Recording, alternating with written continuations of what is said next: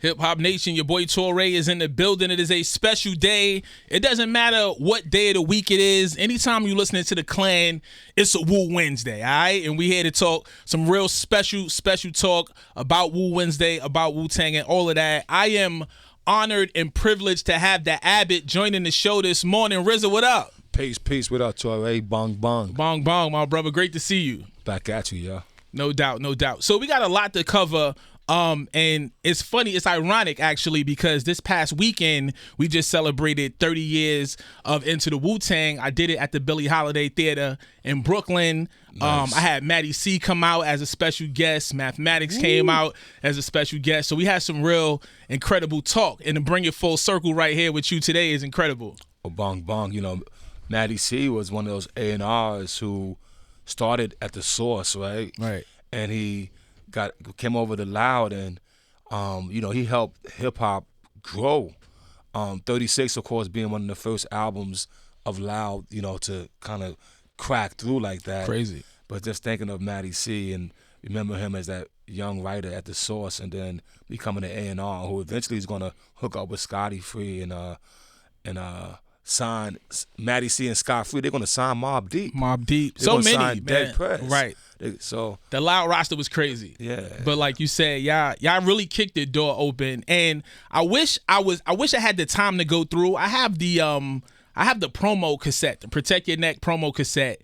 Maddie came with the original one of the original promo Protect Your Neck t-shirts that he said he had from you. So I say all that to say, as we go back 30 years, I had the privilege of seeing you guys out on tour recently for the New York State of Mind. I actually went to both legs of that tour. 30 years later, you see the reverence, you see the history that's been made, you see what the Wu-Tang Clan means to not just hip-hop, but to the world. What are some of the thoughts in your head? I mean, first and foremost, it's an honor, a privilege, a blessing. I'm thankful and grateful. And then after that part, it's like it's something that we had a desire and an intention to spread our voice, our music, the hip hop culture. We did it intentionally. You know what I mean? It wasn't like we stumbled across it. This is what we loved.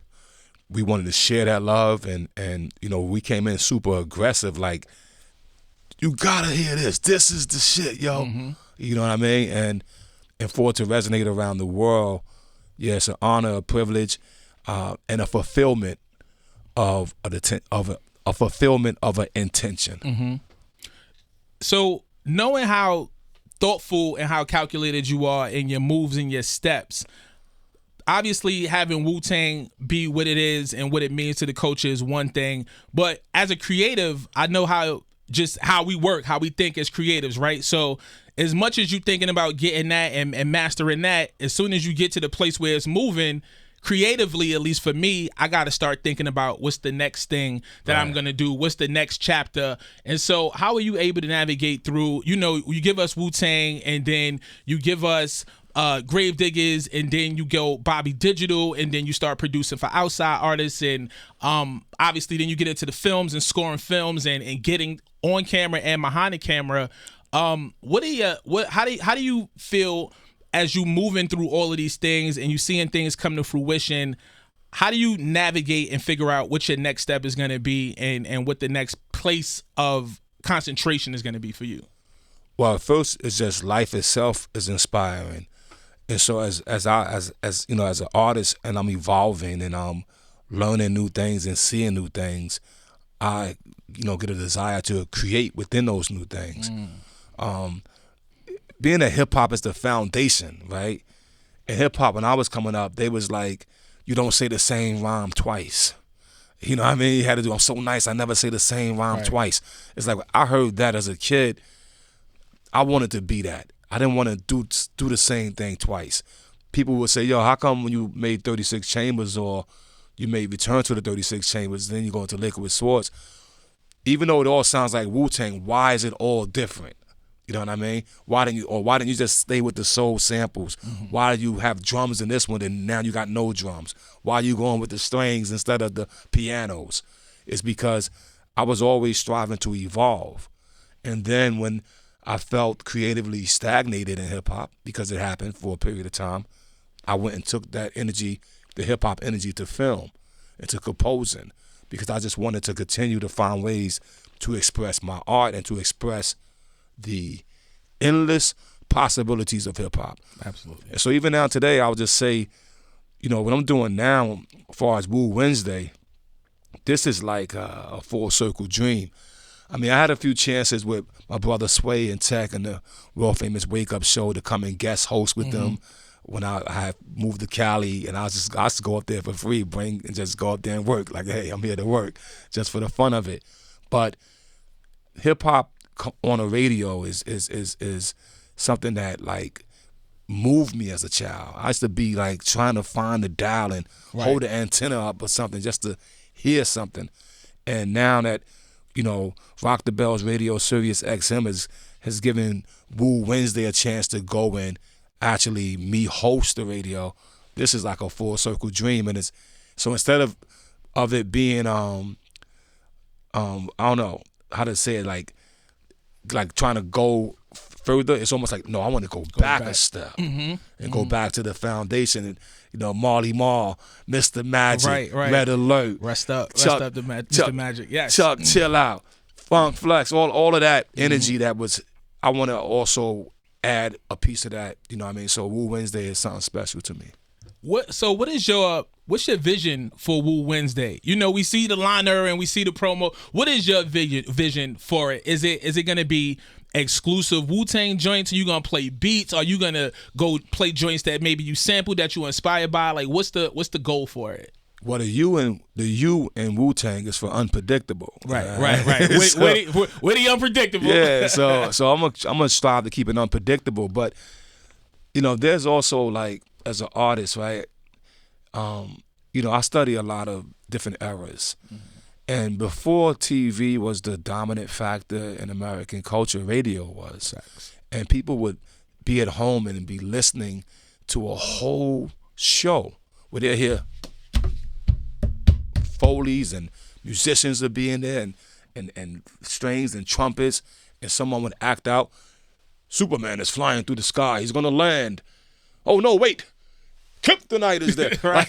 And you be home listening to that, you know what I mean? Yeah. And your imagination. I had to go wild with it. Yeah. So I'm looking like to add some imagination back into it as well, you know what I mean? So, and just have fun. That's incredible. So, RZA, I'm going to ask you a very difficult question right now, because as somebody who is super busy, schedule crazy, lifestyle hectic, doing a bunch of things, how dedicated are you going to be to delivering this Wu Wednesday? Because we've seen in the past, not from the Abbott, what we've seen in the past, people get excited, they do a show, they do it for 2 months, and then it starts to fade off.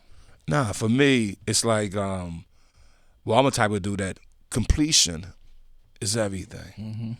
So me and the Rock the Bells team, we actually sat down and we have a number of which we want to complete. You know what I mean? And, I'm from Brooklyn, so in Brooklyn we had this street technique called a 52 hand blocks. He talking. So I'm gonna throw at least 52 joints. At least 52 joints. All right, and I'm trying to do this for you, right? And this ain't gonna be easy, so I'm challenging myself. I'm gonna try to have every week a new joint from a Wu family member. That's every crazy. week. That's that.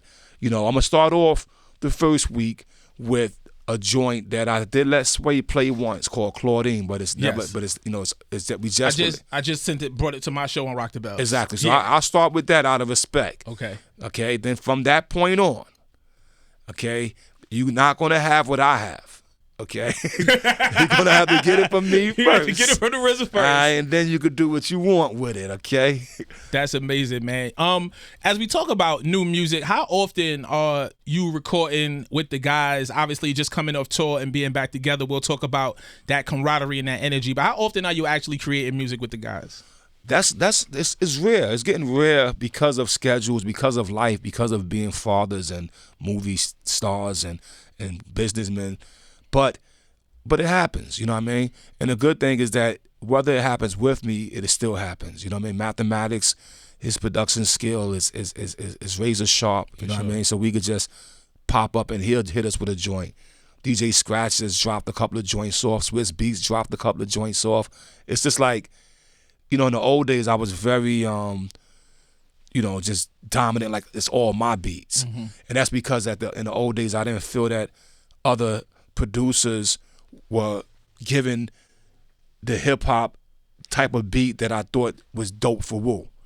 Like let me point something out. If you pay attention to hip hop, right, and you listen to Wu, one thing you may recognize is that a Wu joint will come on and nobody won't dance.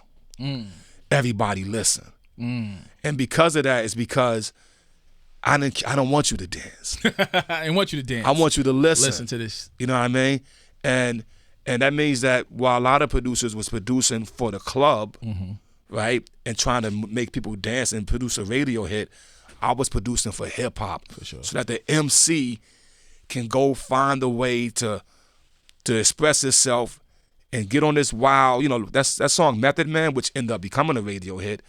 That's a hard track to rap to, bro. Nah, we were talking about it. That's we a were hard talking track, about the pockets that Meth were able to find. And another thing about just the entire clan, and we're going to bounce around the conversation, was you knew your personnel so well. You knew when to bring the sample out and when to just let the strings rock, or just to let the drums rock, or to bring in a different sound or something. Like if Dirty is coming in, you give him space. If Meth is coming in, you might give him room for the bounce. Like just understanding your personnel of the entire clan, we got to tip our hat to your genius. But back to your point of the Method Man song and how it was difficult to rhyme to. Yeah, we used to say, I remember Raekwon said, yo, he's like riding a mechanical bull on that one, yo.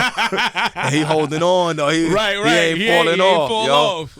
And his energy was like that. But, as a producer, you're a producer, and we as a DJ, we gotta always try to keep the music moving, keep the vibe moving, and it can't become stagnant, right? Stagnant water gets stale. I gotta keep flowing. So when I do a song, and then especially in the early days, I would stay up for 3-4 days on the same song. I don't care. I'm gonna just be there. Mastering. It's just whatever the next sound. And then at the end, after it's all done, I'll be like, wait a minute. I need that right there. I don't, and there's no more tracks left. And nowadays, you got tracks forever. Yeah. In the old days, you have to sacrifice a space on that track. You know what I mean? Just to get that one little moment in, because there's nowhere else to put it at. And I was good at doing that, yo. The RZA is here. It's Hip Hop Nation. Wu Wednesdays jumping off on LL Cool J's Rock the Bells Radio. RZA, let me ask you a question about the entire clan. And when you see certain brothers having a lot of success as individuals, some having moderate success, and then some maybe not reaching the heights that people would have assumed that they would go to, how do you manage that, and what are your thoughts about it?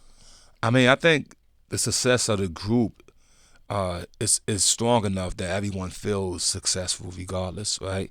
Of course, the individual member who goes on to pursue something, like Method Man, pursuing acting and putting his time and energy into it, and then growing into it, getting an Image Award and getting nominated. I think that it's still a testament of Wu-Tang. I think no matter which one of us you see as that shining light at that time, you know that it's shining within that W. And I think that each time one of us do rise to an occasion, that it just lifts everybody else up. And that's the beauty of Wu-Tang. Sure. And I think this is the last thing I say about it, and I think all the brothers know, because you may have a brother who the public look at like, wow, he's great and he's shining, and yet it may be another member who the public don't look at, but he's actually shining within our circle. And his shine within our circle helps that brother who is shining in the public. You know what I mean? Yeah. That's the importance of the clan, right? And the brotherhood, and each one being just as equal as the other. Exactly. You know what I'm saying? It takes every hand to hold the flag up. No doubt. As I was watching the New York State of Mind tour, and shout out to Nas and shout out to De La Soul, who's on that second leg of the tour, Just watching the energy on stage between the clan and the brotherhood and the camaraderie, it took me back to 93. It took me back to 92. It took me back to that energy and that excitement and seeing an arena full of, 30 plus, 40 plus, 50, 60, but also 20s and 18s, and just the way that audience was so multifaceted, so diverse, with age groups, with demographics. What was it like for you on that stage with your brothers in 2022 and 23? It was replenishing. You know what I mean? It was something that was for, once again, I'm using this word twice today, but it was fulfilling. We've toured before, we've rocked before, but after a hiatus and after, everybody growing into their own lives and after nobody really knowing, that pandemic shook the game, right? Nobody knew what the world was going to be. And then we decide like, yo, we're going to come together with our brother Nas and Busta and De La, and we're going to go take hip hop on the road into arenas, And it wasn't a lot of the arena tours right after the joint. So it was fulfilling and the energy and the camaraderie that we have and that we express on stage just reminds you of how special this group of men is. Forget about yourself. You know what I mean? How special the men are who are around you. You know what I mean? And I watched throughout the tour how each brother, dug into their bag and brought out something that make me admire them. Mm-hmm. You know what I mean? I remember, one night Ugar just came out with some ill powder blue on. You know what I mean? And the funny thing is everybody say, "Yo, we rocking black tonight?" Right. Yeah, we rocking black. He was like, okay. And then he came out with the powder blue. The powder blue. But you know what? The way the camera hit him and where it caught him, it was that energy. You know what I mean? Master Killer, coming out and doing his verse for Chess Box, and then he just drops all the music down, and he goes into a whisper. Mm-hmm. You know what I mean? And every night you never know which way he's gonna go with it. You know what I mean? So that energy, and then of course we had the whole tour with Method Man. The first half of the tour, Meth wasn't available. He's doing the Power TV show, and hats off to him. He's doing a great job on Power Book, and I think he's doing a new movie right now. But he was able to come on this whole leg, and it's just a whole different energy because when we say Wu-Tang forms like Voltron, the reason why we say that is because when the Wu-Tang or when Voltron is separated to the Lions, they go out there and they kick ass. For sure. But then there's always some giant road beast that's going to show up. Right. That the Lions can't handle. Can't do it single-handedly. They got to come together and form Voltron in order to get the flaming sword or the blazing sword to chop through. And with Meth there and RZA there and all of us there, Voltron is formed. For sure. And the energy on the stage and the energy in the rooms. Yeah, nah. Any thoughts of trying to do it again, or what is the next step for the entire Wu-Tang Clan? Well, I think right now, it was a long run. So I want to thank Nas, I want to thank Busta, I want to thank De La, who also, after losing Dave. After losing Dave was big tragic, and still was able to come out there and give the energy. Talib Kweli coming to stand in for him. It was a taxing tour. You know what I mean? We ain't young men. You know what I mean? So I think we're gonna take a chill pill. You know what I mean? For a minute, and then redesign. What I did for the tour, and I hate to say the word "I" too much. I like to say "we." In the Holy Quran, it says "we," but not to take away. Because if it's wrong, then I gotta take the blame. Right. We don't take the blame. I take the blame. RZA did it. Yeah, exactly. But what I did was, I treated the tour like directing a film. Mm-hmm. So if you notice, everything kind of played seamless because I just constructed it that way, and it works. The idea that a hip hop tour Doesn't have to be one guy go, next guy go, and it's all competitive.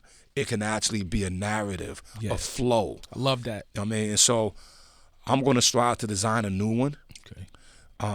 Of course, I'm going to talk back to my brother Nas and other of my peers and see who wants to join this design. And, you know, it's going to take some time, but maybe by the summer or by, you know, the end of the year of next year, have something that's really cool that continue to push the hip-hop culture and continue the legacy of what the Wu-Tang is. Absolutely. And continuing on that legacy is Wu Wednesdays on LL Cool J's Rock the Bells Radio, Channel 43, every Wednesday, 3 p.m. Eastern.